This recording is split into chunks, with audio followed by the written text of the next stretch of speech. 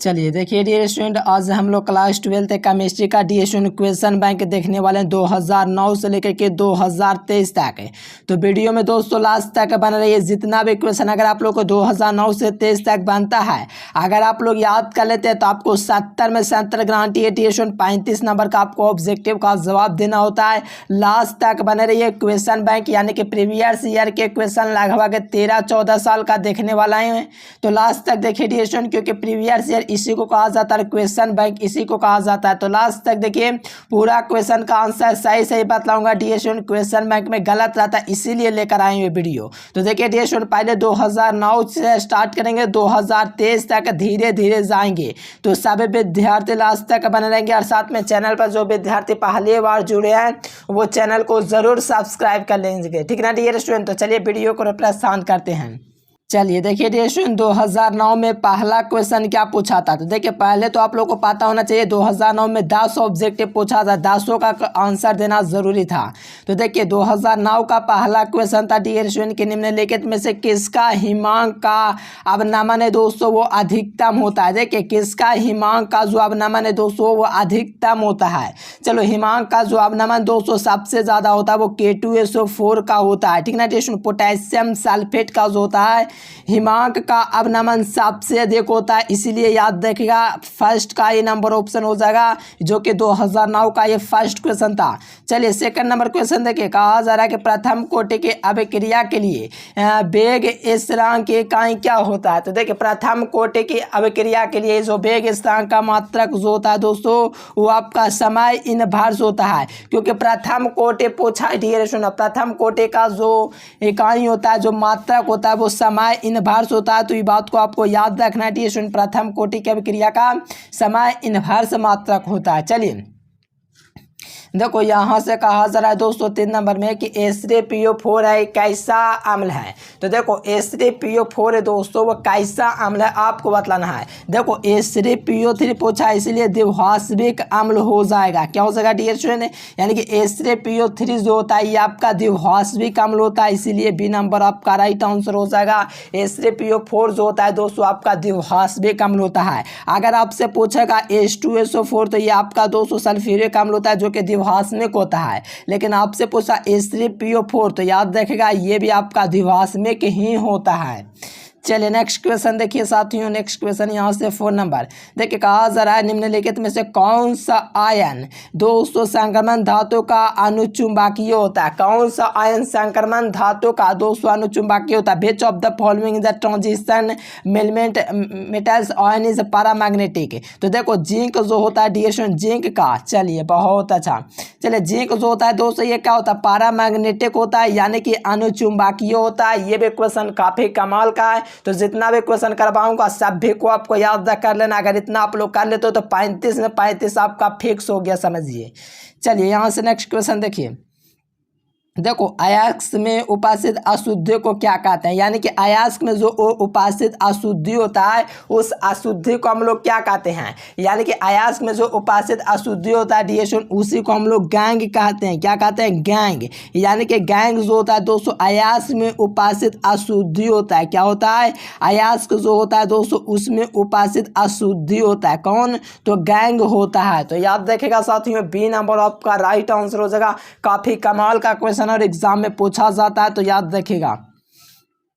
देखिए जो विद्यार्थी पीडीएफ नोट्स ऑल सब्जेक्ट का लेना चाहते हैं, जो पूरा बेहतर तैयारी करना चाहते हैं, 90% प्लस लाना चाहते हो तो इस नंबर पर ज़रूर एक बार कॉल या मैसेज कीजिएगा। चलिए यहाँ से देखिए डियर निकेल में क्या पूछा, निकेल में ऑक्सीकरण अवस्था होता है। देखिए निकेल जो है दोस्तों इसमें आपका ऑक्सीकरण निकालना है। तो देखो निकेल जो निकेल का निकालेगा तो इसको आपको x मान लेना है। इसका 0 था, 0 गुना 4 0 ही हो जाएगा, यानी कि पूरा आपका 0 ही हो जाएगा निकेल का ऑक्सीकरण जब आप लोग इसका निकालते हैं।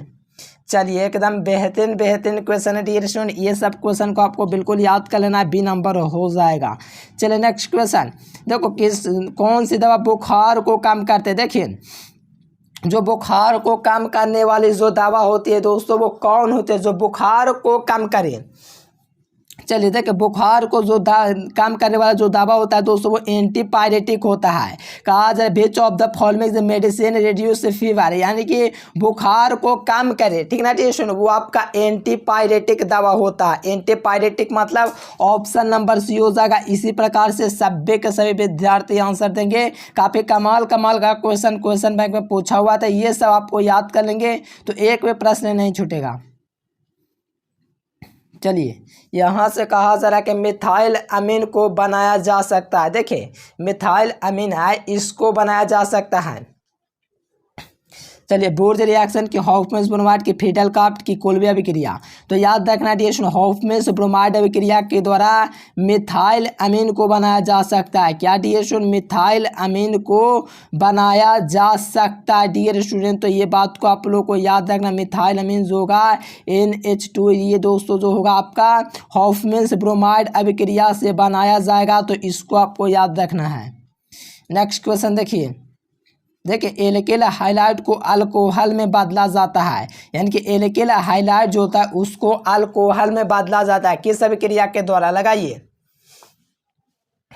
चलिए बहुत अच्छा, याद रखेगा डियर स्टूडेंट, विस्थापन अभिक्रिया के द्वारा, यानी कि एल्किल हाइलाइट को अल्कोहल में बदला जाता है, तो ये आपका विस्थापन अभिक्रिया के द्वारा बदला जाता है। यानी कि एल्किल हाइलाइट होगा, जैसे मान लीजिए कोई भी एल्किल हाइलाइट, मान लीजिए यहाँ से मैं मांग लेता हूँ दोस्तों क्या, तो इथाइल, देखिए इथाइल मान लीजिए, क्या मान लीजिए इथाइल क्लोराइड मान लीजिए, तो इसको आप लोग मानिएगा अल्कोहल में बदला होगा, तो इसके लिए हम लोग विस्थापन अभिक्रिया का यूज़ करेंगे। ये आपका एल्किल हाइलाइट है, इसको बदलने के लिए हम लोग विस्थापन अभिक्रिया का यूज़ करते हैं डियर स्टूडेंट, इसलिए बी नंबर ऑप्शन याद रखेगा।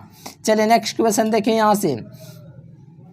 चलिए यहाँ से 10 नंबर देखेगा डियर स्टूडेंट, तो कहा जा रहा है कि कैप्रोलैक्टम किसका मोनोमर होता है। देखिए कैप्रोलैक्टम है डियर स्टूडेंट, वो किसका मोनोमर होता है। तो देखो डियर स्टूडेंट, कैप्रोलैक्टम जहाँ तक बात है, ये कैप्रोलैक्टम जो होता है नायलॉन 6 का बहुलक होता है। कैप्रोलैक्टम है डियर स्टूडेंट, ये आपका नायलॉन 6 का बहुलक होता है। ये भी प्रश्न काफ़ी इंपॉर्टेंट है और एग्जाम में पूछा जाता है, तो ये सब क्वेश्चन को बिल्कुल आपको चुटकियों में याद कर लेना है, ठीक है ना डियर स्टूडेंट्स। कैप्रोलैक्टम किसका मोनोमर है, तो याद रखेगा नायलॉन 6 का। चलिए बहुत अच्छा, ये नंबर इसका राइट आंसर हो। यहाँ से देखिए डियर स्टूडेंट, क्वेश्चन बैंक 2010 यानी क्लास 12 केमिस्ट्री 2010 का क्वेश्चन बैंक देखिए 2010 का पहला क्वेश्चन क्या पूछा गया था। इसमें 10 ऑब्जेक्टिव था, तो इसमें पहला क्वेश्चन पूछा गया था 2010 में कि फैराडे का विद्युत विच्छेदन का जो नियम है द्वितीय नियम संबंधित है, यानी कि फैराडे का विद्युत विच्छेदन का जो द्वितीय नियम है दोस्तों वो किससे संबंधित है। चलिए फैराडे का दोस्तों जो द्वितीय नियम है विद्युत अपघट्य के समतुल्य भार से संबंधित है डियर स्टूडेंट, इसीलिए ऑप्शन नंबर बी हो जाएगा। ये आपका 2010 का क्वेश्चन बैंक है, जिसका पहला क्वेश्चन ही पूछा गया था कि फैराडे का दोस्तों विद्युत विच्छेदन का जो द्वितीय नियम है वो किससे संबंधित है, तो याद रखिएगा विद्युत अपघट्य के समतुल्य भार से। चलिए नेक्स्ट क्वेश्चन देखिए, यहाँ से सेकंड नंबर पूछा गया था कि दोस्तों प्रथम संक्रमण श्रेणी का तत्व नहीं है। देखिए प्रथम संक्रमण श्रेणी का दोस्तों कौन सदस्य नहीं है। प्रथम संक्रमण, देखो प्रथम संक्रमण श्रेणी एस्कैडियम से लेकर के जिंक तक होता है, यानी कि 21 से 30 तक। अब आपको ये देखना है किसका परमाणु संख्या 21 और 30 के बीच में नहीं है। तो देखो लोहा का 21 और 30 के बीच में, क्रोमियम का भी है, निकेल का भी है, लेकिन मैग्नीशियम का दोस्तों देखिएगा आप लोग दोस्तों तो 10, 11, 12 के आसपास में होता है। लेकिन हमको क्या करना था, एस्कैडियम से जिंक तक ढूंढना था, क्योंकि प्रथम संक्रमण से 21 से 30 तक के बीच तक होता है डियर स्टूडेंट, एस्कैडियम से जिंक तक। तो ये मैग्नीशियम है जो प्रथम संक्रमण श्रेणी का सदस्य नहीं है, तो सेकंड का क्या हो जाएगा, सी नंबर हो जाएगा। चलिए नेक्स्ट क्वेश्चन देखिए, देखो कॉपर पाइराइट का सूत्र क्या होता है। देखिए कॉपर पाइराइट जो होता है डियर स्टूडेंट, इसका जो सूत्र होता है CuFeS2 होता है, ठीक ना डियर स्टूडेंट। CuFeS2 देखिए कहाँ पर दिया गया है, CuFeS2 ऑप्शन बी में दिख जाएगा। यानी कि डियर स्टूडेंट कॉपर पाइराइट जो होता है दोस्तों कॉपर का मुख्य अयस्क होता है, और इसका जो सूत्र होता है CuFeS2 होता है। ये बात को आपको याद रखना है, काफ़ी कमाल का क्वेश्चन और एग्जाम में पूछा जाता है कि कॉपर पाइराइट का सूत्र क्या होता है, तो आराम से आप लोग लगा दीजिएगा दोस्तों, एकदम लॉलीपॉप प्रश्न है। चलिए निम्नलिखित में से कौन अनुसंख्या का गुणधर्म नहीं है। देखिए कौन है दोस्तों जो आपका अनुसंख्या का गुणधर्म नहीं है। चलिए देखो अनुसंख्या गुणधर्म जो होता है दोस्तों हिमांक का नमन, प्रासरण दाब, क्वथनांक का उन्नयन, ये सब अनुसंख्या गुणधर्म होता है। यहाँ से देखिए हिमांक का नमन क्या कहें आपका अनुसंख्या का गुणधर्म है, और आपका बाष्प दाब का नमन ये भी आपका दोस्तों अनुसंख्या का गुणधर्म ही है, और क्वथनांक का उन्नयन ये भी अनुसंख्या का गुणधर्म है। लेकिन यहाँ से आपसे पूछा गया कौन अनुसंख्या का गुणधर्म नहीं है, तो नहीं का बात मतलब बी नंबर ऑप्शन आपका बिल्कुल राइट आंसर है, क्योंकि प्रकाशीय क्रियाशीलता दोस्तों ये आपका क्या है, तो अनुसंख्या का गुणधर्म है ही नहीं। चलिए एकदम कमाल का क्वेश्चन है डियर स्टूडेंट। इसी प्रकार से धमाल करना, याद रखना अनुसंख्या गुणधर्म नहीं है तो प्रकाशीय क्रियाशीलता ये आपका अनुसंख्या का गुणधर्म नहीं है, तो ऑप्शन नंबर बी हो जाएगा। चलिए नेक्स्ट क्वेश्चन देखिए डियर स्टूडेंट, काफ़ी कमाल का क्वेश्चन एग्जाम में पूछा गया है। देखिए 5 नंबर में क्वेश्चन है दोस्तों कि ग्लूकोज यानी कि ग्लूकोज जो होता है इसमें कार्बन कायरल की संख्या कितना होता है। यानी कि ग्लूकोज में दोस्तों कार्बन कायरल की संख्या जो होता है वो 4 होता है। कितना होता है डियर ग्लूकोज जो होता है इसमें कायरल कार्बन की संख्या जो होता है वो 4 होता है। और आपको पता होना चाहिए डियर ग्लूकोज होता है ये आपका कोवैलेंट। चलिए बहुत अच्छा डियर ग्लूकोज पूछा आपसे, कार्बन की संख्या जो होता है इसमें कायरल कार्बन 4 होता है, इसीलिए ए नंबर याद रखिएगा।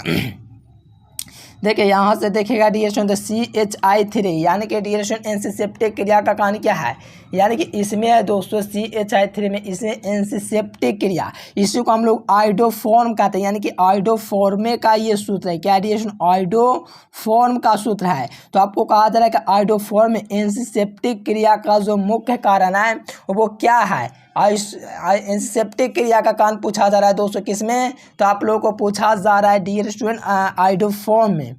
चलिए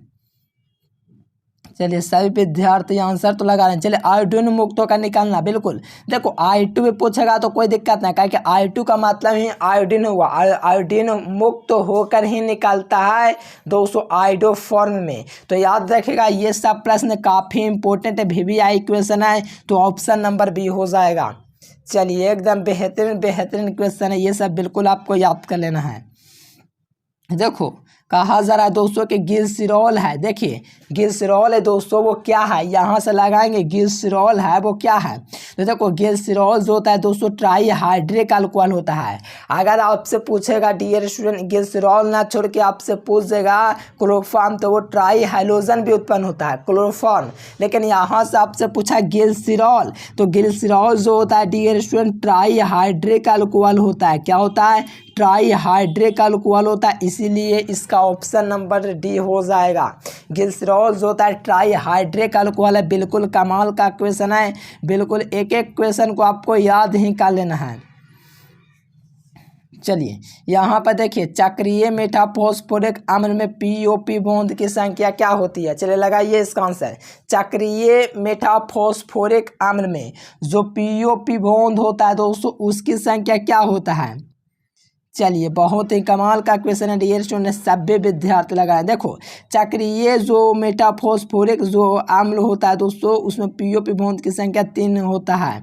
क्या होता है डियर स्टूडेंट, देखो यहाँ पर POP बॉन्ड की संख्या पूछा है, इसलिए डियर स्टूडेंट आपका डी हो जाएगा 3। चलिए यहाँ से देखिए स्मेल्टिंग में धातु ऑक्साइड के अपचयन में कौन संयुक्त होता है। देखिए एक प्रयुक्त होता है एक संयुक्त होता है, ये बात को आपको याद रखेंगे तो आपको कोई भी क्वेश्चन एग्जाम में दिक्कत नहीं पैदा करेगा। देखो अस्मेक्टिव में संयुक्त पूछा है, संयुक्त पूछा है तो कार्बन लगा सकते हो आप लोग, बिल्कुल राइट आंसर हो जाएगा। अगर आपसे पूछेगा डियर स्टूडेंट्स यहाँ पर आपका प्रयुक्त तो आपको मोनोऑक्साइड लगाना है, लेकिन आपसे पूछा है संयुक्त तो कार्बन हो जाएगा, यहाँ से ए नंबर हो जाएगा। अस्मेल्टिंग धातु के ऑक्साइड में अपचयन में जो संयुक्त होता है वो आपको याद रखना कार्बन होता है। देखो संगणक बहुलक नहीं है। देखिए डियर स्टूडेंट संगणक बहुलक कौन नहीं है। चलिए 10 नंबर क्वेश्चन का सभी विद्यार्थी फटाफट लगाएंगे, क्या हो जाएगा। देखो संगणक बहुलक नहीं है, डियर स्टूडेंट्स लगाएंगे संगणक बहुलक नहीं है, तो देखो ग्लिप्टल है दोस्तों, ये आपका संगणक बहुलक है। नॉलन 66 भी आपका संगणक बहुलक ही है। साथ में डेक्रोन भी आपका संगणक बहुलक ही है। बच गया क्या PI दोस्तों FE, ये जो होता है संगणक बहुलक नहीं होता है। ये बात को आपको याद रखना है, यहाँ पर PT होना चाहिए था, ठीक ना डियर स्टूडेंट। चलिए PT FE जो होता है संगणक बहुलक नहीं होता है, और बाकी का देख सकते हो ये सब है दोस्तों संगणक बहुलक ही होता है। चलिए ठीक ना डियर स्टूडेंट। चलिए आप लोग आते हैं अब 2011 के क्वेश्चन बैंक पर। देखिए ये 2011 का क्वेश्चन बैंक, अब इसका ऑब्जेक्टिव क्वेश्चन 2011 में दोस्तों ये सब क्वेश्चन पूछेंगे, तो इसमें भी 10 ऑब्जेक्टिव थे जिसमें 10 आपको बनाना था। तो देखिए 2010 का पहला क्वेश्चन है कि दोस्तों 234.2 ग्राम चीनी के घोल में 34.2 ग्राम चीनी है, तो घोल का मोलल सांद्रण क्या होगा। तो देखो यहाँ पर दोस्तों घोल का मोलल सांद्रण पूछा है, और इसको आप लोग निकलवाएंगे डियर स्टूडेंट। देखिए ये सब क्वेश्चन हम आपको करवाएं, देखिए 0.5 होगा, ठीक ना डियर स्टूडेंट। कभी इसका सॉल्यूशन भी कराएंगे, अभी क्वेश्चन बैंक का सही आंसर बता रहे हैं, तो इसको आप लोगों को देखते हुए चलना है, ठीक ना डियर स्टूडेंट। सभी को आप लोग को सुधार कर लेना है, क्योंकि क्वेश्चन बैंक में बहुत सारा त्रुटियां दिया हुआ है। चलिए बिल्कुल 0.5 हो जाएगा option number B. Next question, चलो इसमें आपका क्या कहा जा रहा है डियर स्टूडेंट कि इसमें आपका X है, यानी कि यहाँ पर क्या बनेगा, तो ये आपका दोस्तों कंपाउंड बनेगा, यानी कि ये अभिक्रिया हुआ डियर स्टूडेंट। तो यहाँ पर कौन सा कंपाउंड के रखेंगे तो यह अभिक्रिया बनेगा। चलिए बहुत अच्छा डियर स्टूडेंट, बिल्कुल SN और HCl को रखेंगे डियर स्टूडेंट, तो ये बनेगा, ठीक ना डियर स्टूडेंट। तो ऑप्शन बी हो जाएगा सेकेंड का। चलिए नेक्स्ट क्वेश्चन देखें, यहाँ से थर्ड नंबर। देखो कहा जा रहा है कि K4 यानी कि K4 और यहाँ से FAN66 में FA का प्रसंस्करण क्या होगा, यानी कि यहाँ से प्रसंस्करण पूछा जा रहा है दोस्तों लोहा का, ये फेरम का, ठीक ना डियर स्टूडेंट। फेरम का आपको क्या पूछा जा रहा है प्रसंस्करण, यहाँ से लगाएंगे। चलिए बहुत अच्छा डियर स्टूडेंट, बिल्कुल DsP2 होता है। क्या होता है DsP2 जो होता है दोस्तों, ये आपका प्रसंस्करण होता है। कितना इतना जो दिया गया है दोस्तों, इसका प्रसंस्करण होता है। सो डियर स्टूडेंट्स ए नंबर इसका राइट आंसर हो जाएगा। काफ़ी कमाल का क्वेश्चन और एग्जाम में पूछे जाने वाला प्रश्न है, तो याद रखिएगा। चलो ये देखिए ये क्वेश्चन हर साल पूछा जाता है, ये क्वेश्चन आपको बिल्कुल कर लेना है। जल में सूर्य प्रकाश की अभिक्रिया के कोटि क्या होगी, यानी कि जल में सूर्य प्रकाश की जो अभिक्रिया के कोटि होते हैं वो शून्य कोटि के अभिक्रिया के अंतर्गत आता है, ठीक ना डियर स्टूडेंट्स। कमाल का क्वेश्चन है, तो आपको याद रखना है शून्य हो जाएगा, यानी कि अभिक्रिया के उसके जो कोटि होते हैं जल में सूर्य प्रकाश अभिक्रिया के कोटि, ये शून्य कोटि का उदाहरण है। ये क्वेश्चन बहुत बार पूछा है, इसीलिए आपको हम बोल रहे हैं जब भी ऐसा क्वेश्चन आप पूछेगा तो आपको याद रखना डियर स्टूडेंट 0 होगा, यानी कि शून्य कोटि की अभिक्रिया को वो प्रदर्शन करेगा, ठीक ना डियर स्टूडेंट्स। कमाल का क्वेश्चन है, बिल्कुल याद करते हुए चलना है। देखिए ज्विटर आयन बनाने में कौन समर्थ है, देखिए डियर स्टूडेंट ज्विटर आयन बनाने में कौन समर्थ है, 5 नंबर क्वेश्चन का लगाना है। ज्विटर आयन बनाने में कौन समर्थ है, तो याद रखेगा डियर स्टूडेंट जो ज्विटर आयन बनाने में समर्थ होता है H2NCH, क्या होता है NCH2 और COOH, यानी कि आपको याद रखना टुकड़ा में याद रखना H2N, यहाँ से आपको याद रखना है, फिर H2N, फिर आपको CH2 याद रखना है, फिर आपका COOH याद रखना है। इस प्रकार से याद रखना H2N CH2 और COOH जो होता है आपका ज्विटर आयन बनाने में समर्थ है। और एक प्रश्न आपके एग्जाम में बहुत बार पूछा है, इतनी बार पूछा है कि मत कहिए, कईयों दफ़ा पूछा गया है। तो याद रखना ज्विटर आयन बनाने में कौन समर्थ है, तो ये सभी है। तो पूरा क्वेश्चन बैंक को आपको याद कर लेना, रट लेना, पूरा आपको हम करवा देंगे, बस इसको आप लोग पढ़ लीजिए, बेहतर अंक आपको बिल्कुल आएंगे एग्जाम में। चलिए पूरा 35 में 35 कर देना है। चलिए यहाँ से 6 नंबर क्वेश्चन देखिए, यहाँ से देखिए जटिल यौगिक इतना दिया गया दोस्तों, इसमें कितने संभव समयाप संभव है, ठीक ना डियर स्टूडेंट, इसमें कितने संभव समयाप है। चलिए याद रखेगा दोस्तों, इसमें अगर संभव जटिल यौगिक जो होता है दोस्तों, इसमें संभव समयाप की बात करें तो इसमें 2 संभव समयाप है, ठीक ना डियर स्टूडेंट्स। देखिए 1 2, चलिए यहाँ से 2 हो जाएगा। देखो सेल का दोस्तों विद्युत वाहक बल है, देखिए सेल का जो विद्युत वाहक बल है दोस्तों वो क्या है, सेल का विद्युत वाहक बल देखो यहाँ पर आपको विद्युत वाहक बल यानी कि इलेक्ट्रोमोटिव फोर्स है, तो -0.35 जो होता है ये आपका वोल्ट होता है। ठीक ना डियर स्टूडेंट्स, ये आपको जो देख रहा है इस प्रकार से दोस्तों इसका सेल का जो विद्युत वाहक बल होगा आपका ये नंबर हो जाएगा। तो ये सब आपको बिल्कुल मिलान कर लेना है, बिल्कुल सही टिक आउट कर लेना है। चलिए, सांद्र H2SO4 यानी कि दोस्तों सल्फ्यूरिक अम्ल में निर्जलीकरण का निम्न अल्कोहल में 2 ब्यूटेन देता है। कौन 2 ब्यूटेन देता है डियर स्टूडेंट, इसका लगाइए। चलिए जी, बहुत अच्छा बहुत अच्छा। याद रखा H2SO4 यानी कि सल्फ्यूरिक अम्ल निर्जलीकरण का निम्न में से अल्कोहल में से कौन 2 ब्यूटेन देता है, तो वो आपका जो देने वाला है डियर स्टूडेंट। चलिए बहुत अच्छा, हाँ जी ब्यूटेन 2 ऑल देता है, यानी कि सांद्र H2SO4 सल्फ्यूरिक अम्ल निर्जलीकरण में निम्नलिखित में कौन अल्कोहल 2 ब्यूटेन देगा। तो ये बात को आप लोग को याद रखना, ब्यूटेन जो 2 ऑल होता है दोस्तों यहीं आपका देता है।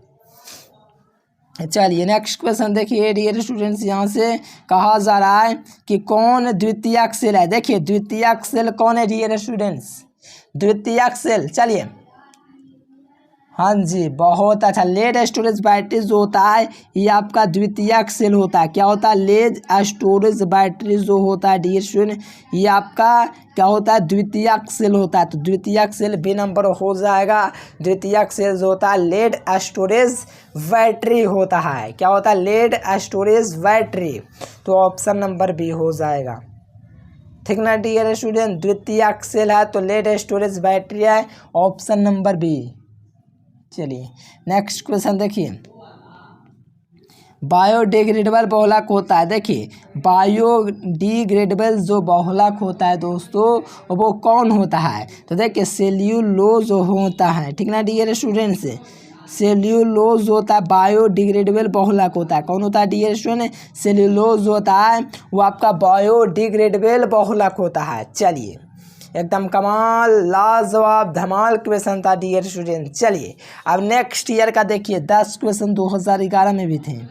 चलिए अब देखिए दोस्तों 2012 का question bank, class 12 chemistry question bank 2012। अब 2012 में भी देख लीजिए क्या क्या ऑब्जेक्टिव आपके एग्जाम में पूछा गया था।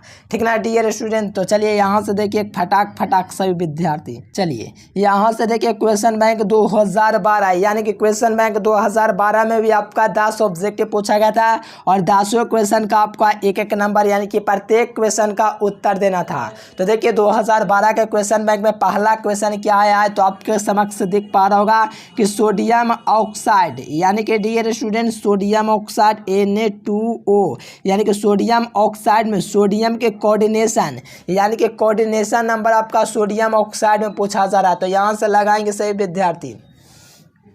देखो सोडियम ऑक्साइड में सोडियम का कोऑर्डिनेशन जो संख्या होता है दोस्तों आपका 4 होता है। कितना होता है, 4 होता है, इसीलिए ऑप्शन नंबर बी हो जाएगा। सोडियम में सोडियम के कोऑर्डिनेशन संख्या 4 होता है यानी कि बी नंबर आपका राइट आंसर हो जाएगा। ठीक ना डियर स्टूडेंट, 4 हो जाएगा बी नंबर। चलिए नेक्स्ट क्वेश्चन देखिए, देखो यहाँ पर सेकंड नंबर क्वेश्चन देखेगा तो कहा जा रहा है कि 5% केन शुगर अनुभाग दोस्तों 242 ग्राम है, आइसोटोनिक विलयन 1% है, तो एक्स के साथ एक्स का अनुभार जो होगा कितना परसेंटेज होगा। चलिए 2 नंबर क्वेश्चन का आंसर दे दीजिए दोस्तों, दूसरा नंबर क्वेश्चन। चलिए बहुत अच्छा, यानी कि 68.4 ग्राम दोस्तों आप लोग का होगा अनुभार, यानी कि डी अनुभार जो इसका होगा 68.4 ग्राम होगा। ठीक ना डियर स्टूडेंट्स, याद रखेगा। यानी कि 5% के केन शुगर में अनुभार 342 आइसोटोनिक विलयन 1% है, तो एक्स के साथ एक्स का जो अनुभार होगा वो आपको देख पाओगे डियर स्टूडेंट ऑप्शन सी में दिया गया है 68.4। चलिए यहाँ से देखिए नेक्स्ट क्वेश्चन, कहा जा रहा है कि लायोफिलिक कोलाइड है। देखिए लायोफिलिक जो कोलाइड है दोस्तों वो कौन है, लायोफिलिक कोलाइड जो होता है दोस्तों आपका गोंद होता है। कौन होता है, गोंद, यानी कि लायोफिलिक कोलाइड जो होता है गोंद होता है, स्टार्च होता है, और बहुत एग्जाम्पल आपको हम दिए हैं लायोफिलिक कोलाइड का जिससे आप लोग आसानी से एग्जाम में कर सकते हो। ठीक ना डियर स्टूडेंट, तो चैप्टर वाइज भी आप लोग देख लीजिएगा प्लेलिस्ट वगैरह में जा करके। तो ये आपको याद रखना लायोफिलिक कोलाइड जो होता है वो आपका गोंद होता है, बी नंबर आपका राइट आंसर हो जाएगा। चलिए यहाँ से देखिए भ्रूपाटी में सर्वाधिक पाए जाने वाला दोस्तों जो प्रचुर मात्रा में होता है वो कौन होता है? निम्न में से कौन से धातु प्रचुर मात्रा में भ्रूपाटी में पाया जाता है? देखो प्रचुर मात्रा में जो भ्रूपाटी में जो पाया जाएगा दोस्तों वो कौन है? प्रचुर मात्रा में जो पाया जाएगा।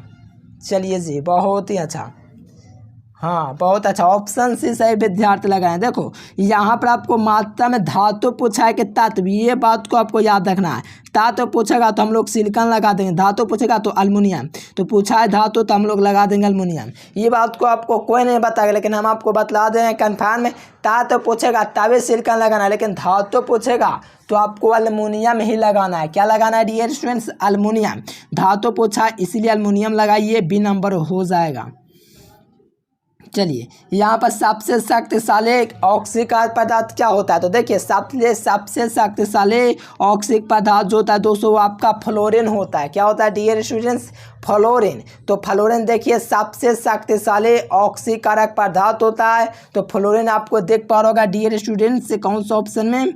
चलो जी बहुत अच्छा, ए नंबर में देख रहा है फ्लोरीन सबसे शक्तिशाली ऑक्सीकरण एजेंट होता है। तो ये बात को आपको याद रखना है, फ्लोरीन। चलिए यहाँ से देखिए दोस्तों 6 नंबर क्वेश्चन, कहा जा रहा है कि निम्न में से किसका आयनिक विभव का मान अधिकतम होता है? यानी कि इसका आयनिक विभव जो होता है वो अधिकतम होता है। आयनिक विभव, चलिए फॉस्फोरस का जो आयनिक विभव होता है दोस्तों वो अधिकतम होता है। किसका? फॉस्फोरस का। फॉस्फोरस का आयनिक विभव क्या होता है? Highest. Which of the following is has the maximum value ionic potential. यानी कि आयोनिक पोटेंशियल जो होता है वो मैक्सिमम होता है किसके लिए?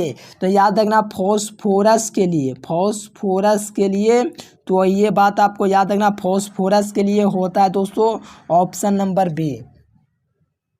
चलिए नेक्स्ट क्वेश्चन यहाँ से देखिए, नेक्स्ट क्वेश्चन कहा जा रहा है किसकी आकृति दोस्तों चतुष्फलक होती है? देखिए किसकी आकृति जो होती है दोस्तों वो चतुष्फलक होती है। देखो आपका जो चतुष्फलक आकृति होता है NiCl4 जो होता है दोस्तों, इसका आकृति जो होता है चतुष्फलक होता है। ऐसा वीडियो भी हम लोग आप लोगों को बतला चुके हैं, तो आप लोग सर्च जरूर कीजिएगा यूट्यूब पर, ठीक है ना डियर स्टूडेंट। देखिए चतुष्फलक किसकी आकृति होता है? तो यहाँ से आप लोग देख सकते हैं, ये भी प्रश्न बहुत बार एग्जाम में पूछा है, तो बिल्कुल याद रखिएगा NiCl4, ठीक ना dear student, whole twice option D. चलिए देखो CnH2n+2 जो होता है किसका सूत्र होता है? देखो Cn यहाँ होना चाहिए, ठीक ना डियर स्टूडेंट। देखो CnH2n+2 जो होता है ये आपका एल्केन का होता है। तो यहाँ पर देखिए एल्केन आपको ऑप्शन नंबर सी में दिख रह जाएगा, ठीक ना डियर स्टूडेंट। ये एल्केन का सूत्र होता है CnH2n+2। नेक्स्ट क्वेश्चन देखिए यहाँ से, चलिए डियर स्टूडेंट्स यहाँ से देखिए कहा जा रहा है कि संक्रमण कौन दोस्तों प्रथम संक्रमण श्रेणी का सदस्य नहीं है? तो देखो ये क्वेश्चन बहुत बार पूछ दिया, पिछले बार भी हम आपको बताएं डियर स्टूडेंट, पिछला क्वेश्चन बैंक में पूछा है। तो आपको याद है ना संक्रमण श्रेणी क्या होता है, ये तो आपको पहले पता होना चाहिए, तभी आपको कन्फर्म होगा कि इसका आंसर क्या होगा। देखो प्रथम संक्रमण श्रेणी आस्कैडियम से जिंक तक होता है, यानी कि 21 से 30 के बीच होता है। 21 और 30 के जब बीच होता है डियर स्टूडेंट, तो यहाँ से आपको ये बात तो स्पष्ट हो गया ना कि परमाणु संख्या 21 से 30 तक होना चाहिए, जिसमें आपका मैग्नीशियम का नहीं होता है, नीचे में होता है। 13 बार आप लोग देखिएगा 12 के आसपास होगा इसका मैग्नीशियम का, लेकिन ये प्रथम संक्रमण श्रेणी का सदस्य है ये नहीं है। बाकी आप लोग लोहा का देखोगे, क्रोमियम को देखोगे, निकल को देखोगे, तो ये सब प्रथम संक्रमण श्रेणी का सदस्य है, लेकिन मैग्नीशियम नहीं है। ये बात को आपको याद रखना है। और प्रत्येक संक्रमण श्रेणी में 210 तत्व होता है, सभी 200 धातु होता है। ये सब भी आप लोग विशेष ज्ञान भी याद रखेगा। चलिए निकेल देखिए डियर स्टूडेंट, निकेल में ऑक्सीकरण अवस्था होता है। देखिए निकेल में ऑक्सीकरण अवस्था कितना होता है डियर स्टूडेंट निकेल में?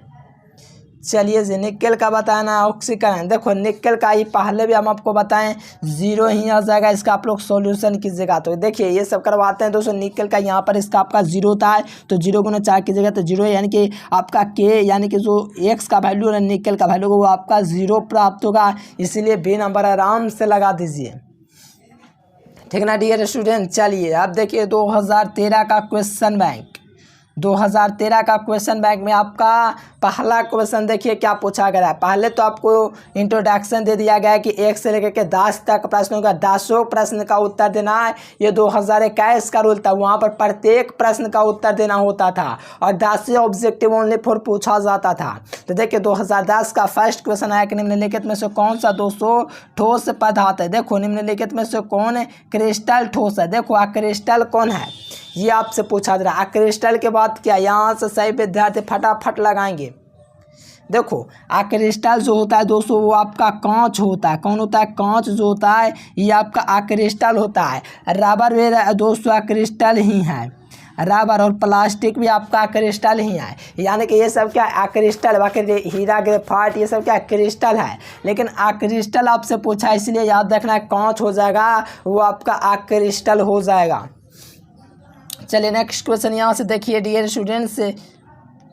चलिए यहाँ से देखिए सेकंड नंबर क्वेश्चन, किसका हिमांक का अवनमन अधिकतम होता है। देखिए पहला क्वेश्चन 2009 का पूछा गया था और ये दोस्तों 2013 का दूसरा क्वेश्चन पूछा गया है। देखो हिमांक का अवनमन सबसे अधिक किसका होता है, तो हिमांक का जो अवनमन होता है दोस्तों सबसे अधिक K2SO4 का होता है। तो K2SO4 देखिए डियर स्टूडेंट ए नंबर में आपको दिख जाएगा। जो सबसे अधिक जो हिमांक का अवनमन जो होता है, हाईएस्ट हिमांक का जो अवनमन होता है वो आपका K2SO4 का होता है। इसीलिए डियर स्टूडेंट्स ए नंबर आपका राइट आंसर हो जाएगा। K2SO4 का जो होता है हिमांक का अवनमन वो अधिकतम होता है। क्या होता है डियर स्टूडेंट, अधिकतम।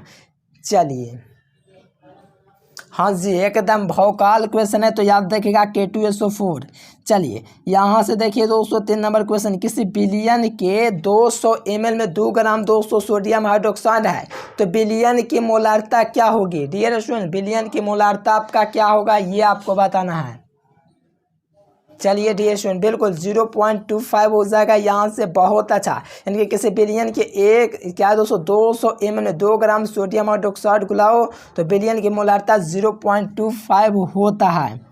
चलिए नेक्स्ट क्वेश्चन देखिए, द्रव्य तो सोडियम क्लोराइड। देखिए ये क्वेश्चन बहुत बार पूछा है, सोडियम क्लोराइड यानी सोडियम क्लोराइड। तो यहाँ से आपका कैथोड पर मुक्त होता है, तो कैथोड पर सोडियम मुक्त होता है।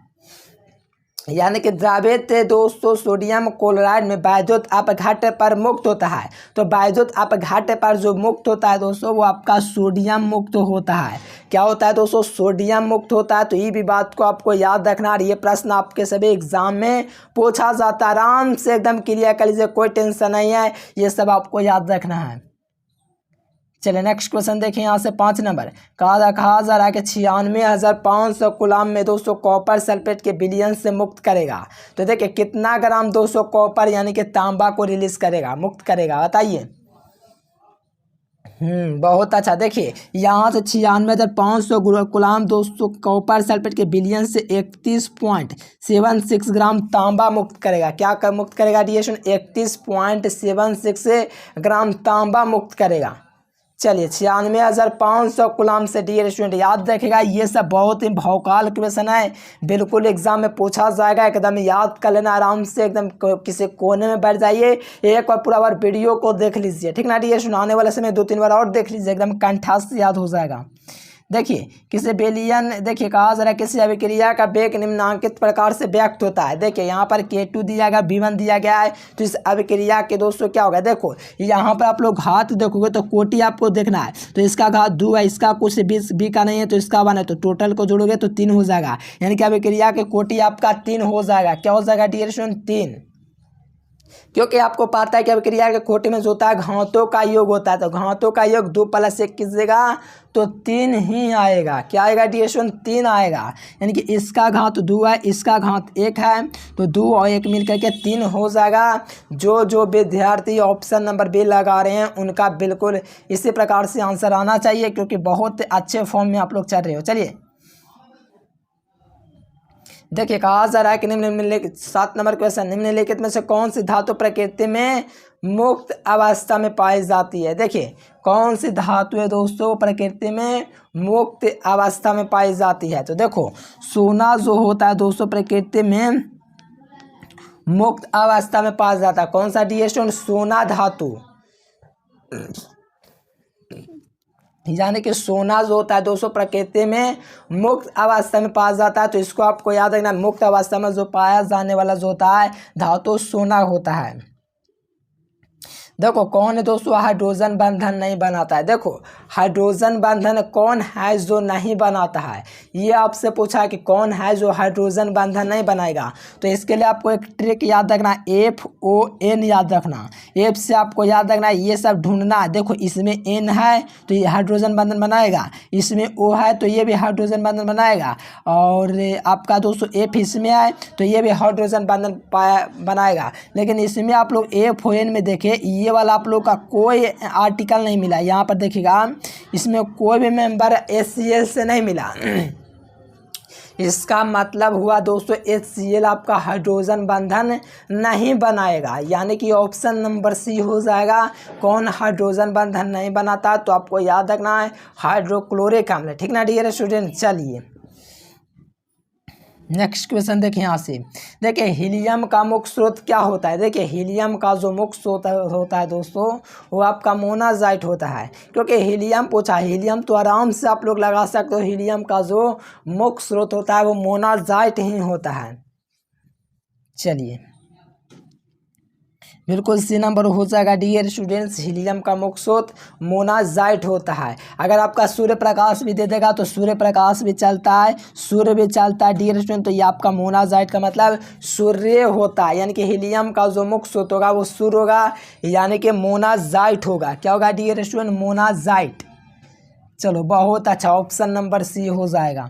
चलिए नेक्स्ट क्वेश्चन देखिए, यहाँ से कौन सा दोस्तों प्रतिचुंबकीय होता है, यानी कि कौन दोस्तों प्रतिचुंबकीय होता है। तो देखिए जिंक जो होता है दोस्तों ये आपका प्रतिचुंबकीय होता है। शुरू में हम आपको बताएं क्वेश्चन बैंक में, जिंक जो होता है इसका जो होता है ये प्रतिचुंबकीय होता है, ठीक है ना डियर स्टूडेंट। चलिए ये देखिए डियर स्टूडेंट हम लोग कितना क्वेश्चन बैंक करवा दिए, 2009 से अब तक 2013 तक करवा चुके हैं, यानी कि 10 साल का और बच गया। वो अब नेक्स्ट वीडियो में करवाएंगे डियर स्टूडेंट। वीडियो थोड़ा लंबा हो जाएगा, इस कारण से थोड़ा छोटे रखेंगे, क्या कि आप लोग अभी के दौर में अभी आप लोग का ट्यूशन वगैरह में भी जो होता है होमवर्क रहता है, तो इसका आप लोग मैनेज कीजिए। 2013 तक करवाए हैं, फिर 10 साल का करवाएंगे डियर स्टूडेंट नेक्स्ट वीडियो में। तो आप लोग लाइक सब्सक्राइब कीजिए क्योंकि इसी प्रकार से physics chemistry math Hindi English सभी विषय का आप लोग को बायोलॉजी तक का लाऊंगा। तो आराम से आप लोग चैनल को सब्सक्राइब कीजिए, दोस्त यार के पास रिश्तेदार के पास जरूर शेयर कीजिएगा डियर स्टूडेंट। फिर मिलेंगे हम नेक्स्ट वीडियो में। और PDF नोट्स जो विद्यार्थी लेना चाहते हैं वो इस नंबर पर PDF नोट्स के लिए ज़रूर कांटेक्ट कीजिएगा। उम्मीद है साथियों वीडियो आपको पसंद है तो लाइक सब्सक्राइब जरूर कीजिए, और साथ में टेलीग्राम चैनल का नीचे डिस्क्रिप्शन में लिंक दिया गया, ज्वाइन कर लीजिएगा। Thanks for watching this video. जय हिंद, वंदे मातरम।